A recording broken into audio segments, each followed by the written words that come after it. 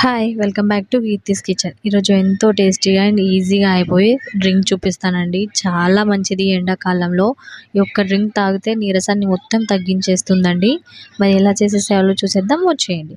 ముందుగా ఒక కప్పు రాగి పిండి తీసుకొని ఒక బౌల్లో వేసుకొని 2 కప్స్ వాటర్ యాడ్ చేసుకోండి. అదే కప్పుతో యాడ్ చేసుకొని ఉండలేమీ లేకుండా బాగా మిక్స్ చేసుకోండి. ఉండలు అనేవి ఉండొద్దండి, బాగా కలుపుకోండి. ఇలా మంచిగా ఉండలనేవి లేకుండా కలిపి పక్కన పెట్టేసుకోండి. మన తర్వాత ప్రాసెస్ చూసేద్దాం. ఆ తర్వాత ఒక బౌల్లోకి 1 టీ స్పూన్ సబ్జా గింజలు ఉంటాయి కదా, అవి యాడ్ చేసుకొని కొన్ని వాటర్ పోసుకొని పక్కన పెట్టేసుకోండి. హాఫ్ అన్ అవర్ అయినా 5 మినిట్స్ లోపైనా మంచిగా నానిపోతాయండి సబ్జా గింజలు. వీటిని ఇలా పక్కన పెట్టేసుకోండి.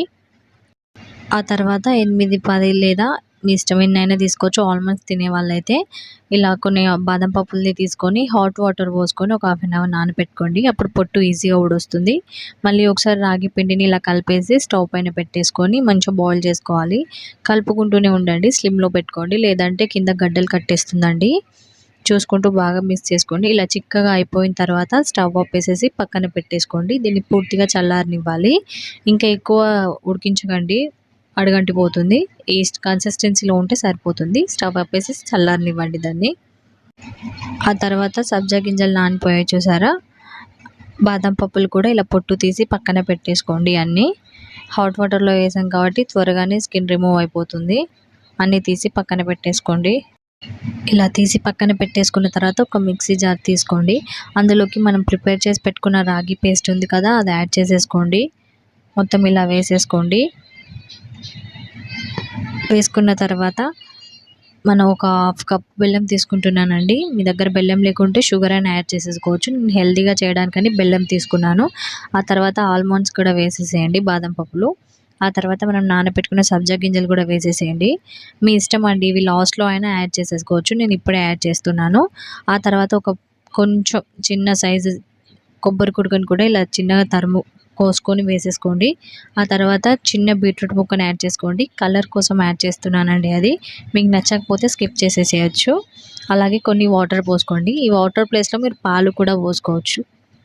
ఇలా ఫైన్ పేస్ట్ లాగా పట్టేసుకొని ఇప్పుడు దీన్ని ఫిల్టర్ చేసేసుకుందాం.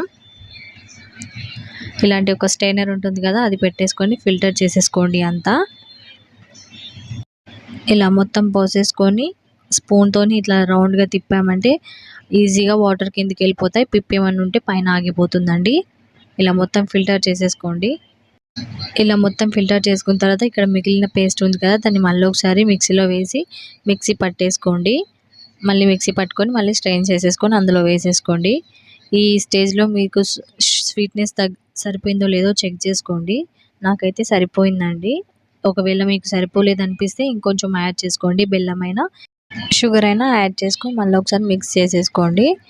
ఇలా మిక్స్ చేసేసుకొని సర్వ్ చేసేసుకోవడమే. మీరు ఇందులో ఐస్ క్యూబ్స్ కూడా వేసుకోవచ్చు, లేదంటే ఒక హాఫ్ అన్ అవర్ ఫ్రిడ్జ్లో పెట్టైనా చల్ల సర్వ్ చేసేసుకోవచ్చు. ఎండలో పడే నీరసంగా ఉన్న వాళ్ళకి ఇది ఇవ్వండి, చాలా ఎనర్జీ ఇస్తుందండి. ట్రస్ట్ మీ, ఒక్కసారి నన్ను నమ్మి ఇలా ట్రై చేయండి, చాలా బాగా ఉంటుంది. ఆ తర్వాత గార్నిష్ కోసం చిన్నగా తరుక్కున్న బాదం పప్పు, జీడిపప్పుని కూడా ఇలా మీద వేసేసుకొని తాగేయండి. చాలా మంచిదండి హెల్త్కి.